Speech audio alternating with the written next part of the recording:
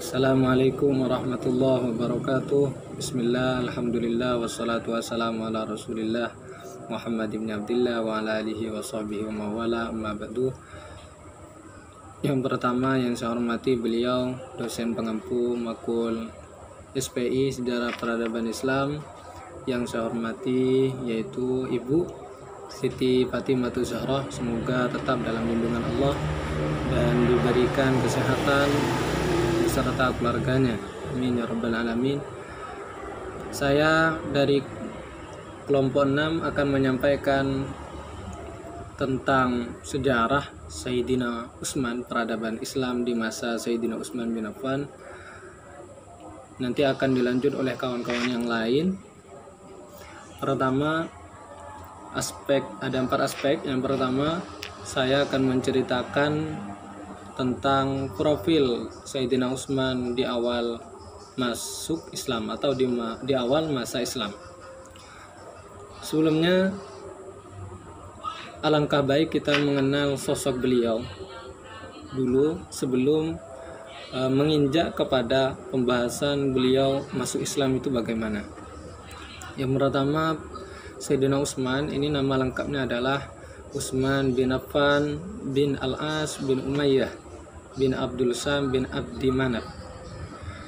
Ia dilahirkan di Mekah pada tahun ke-6 Amul Fil, atau dikenal pada tahun itu adalah tahun gajah.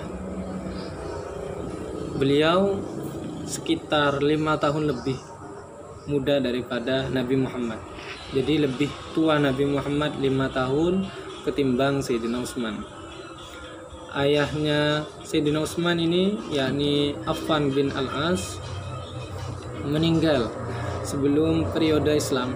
Nama lengkap ibunya itu Arwah binti Quraisy dan wafat saat kekhalifahan putranya yakni Sayyidina Utsman.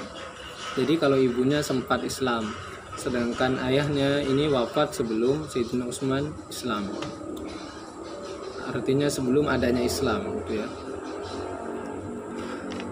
Ini tentang biografi Sayyidina Utsman. Sekarang kita lanjut ke kronologi Sayyidina Utsman ini bisa masuk Islam. Jadi pada usia Sayyidina Utsman itu 34 tahun. 34 tahun ketika Sayyidina Abu Bakar mengajaknya masuk Islam. Pada saat itu Sayyidina Utsman langsung tidak ragu sama sekali dan segera menanggapi ajakan Sayyidina Abu Bakar tadi. Sehingga Sayyidina Utsman ini diklaim sebagai orang keempat yang memeluk Islam setelah Sayyidina Abu Bakar, Sayyidina Ali, dan Zaid bin Harithah.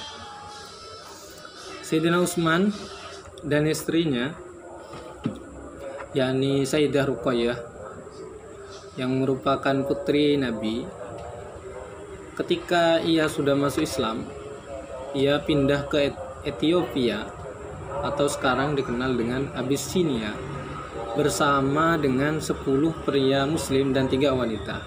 Ini atas perintah dari Rasulullah.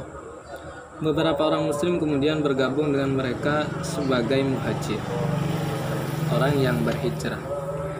Semua muslim yang berpindah dan menemukan keselamatan pada saat itu, karena di Mekah pada saat itu umat Islam masih diombang-ambingkan oleh para kaum kafir yang tidak mau menerima dakwahnya Rasulullah.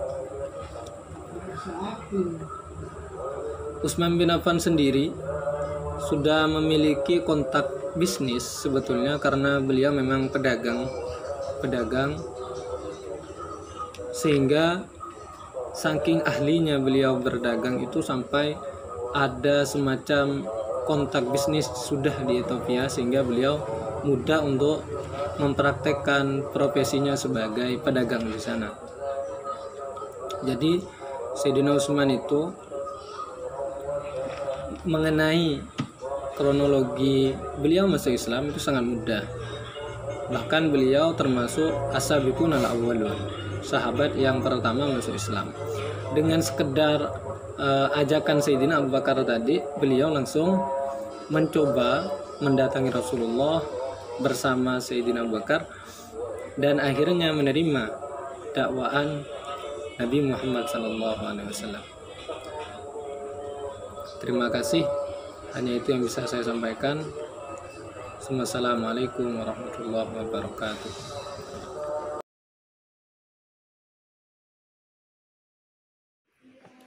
Bismillah, perkenalkan nama saya Siti Faradiba dari kelompok 6.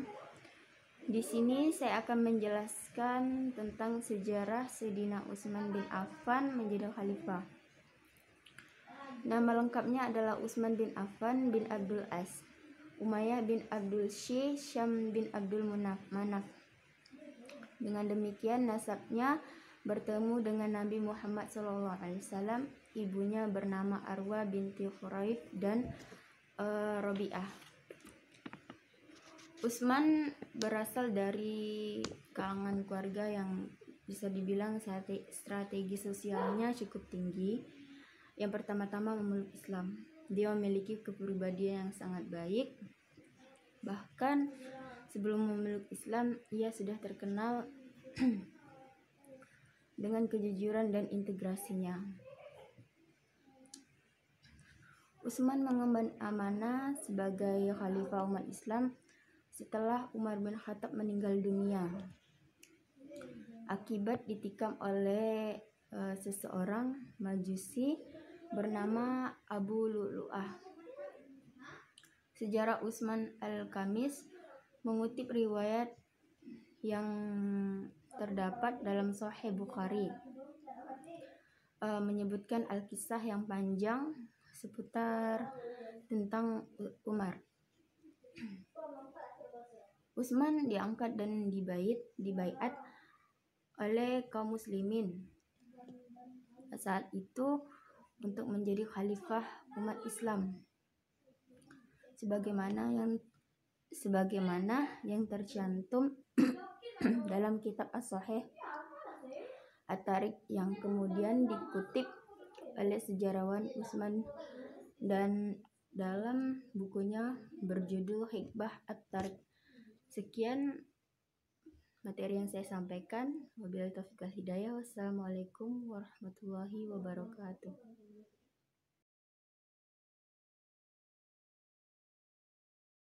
Ya, saya pemateri ketiga akan membawakan materi tentang perluasan wilayah kekuasaan Khalifah Utsman bin Affan. Pada awal masa pemerintahannya, Utsman melanjutkan sukses para pendahulunya, terutama dalam perluasan wilayah kekuasaan Islam. Daerah strategis yang dikuasai Islam seperti Mesir dan Irak terus dilindungi dan dikembangkan dengan melakukan serangkaian ekspedisi militer yang terencana dengan cermat. Dakwah Islam pada masa kekhalifahan Utsman bin Affan menunjukkan kemajuan dan perkembangan signifikan, melanjutkan estafet dakwah pada masa khalifah sebelumnya.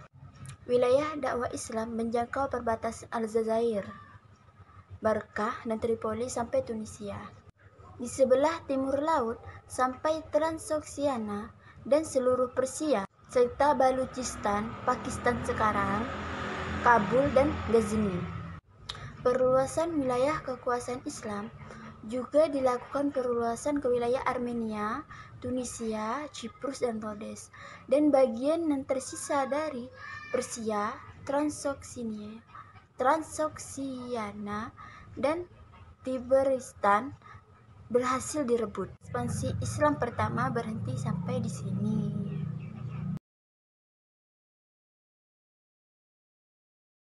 Assalamualaikum warahmatullahi wabarakatuh. Perkenalkan, nama saya Catherine Putri Utami dari kelas I semester 2. Saya akan menjelaskan tentang sistem pemerintahan Utsman bin Affan. Sistem pemerintahan Utsman bin Affan lebih ditekan pada politik dalam negeri. Lembaga pemerintahan dalam negeri pada masa Utsman bin Affan. Pada masa Khalifah Utsman bin Affan, prinsip politik ekonomi yang dijalankan di pemerintahannya ialah menerapkan politik ekonomi secara Islamiah, tidak dijolimi, dan menetapkan kewajiban harta atas kaum muslimin untuk diserahkan kepada Baitul Mal, menumpas pemberontakan terutama di daerah Iskandaria dan Khurasan sebagai peninggalan pada masa Umar. Hanya itulah yang dapat saya sampaikan, kurang dan lebih saya mohon maaf. Assalamualaikum warahmatullahi wabarakatuh.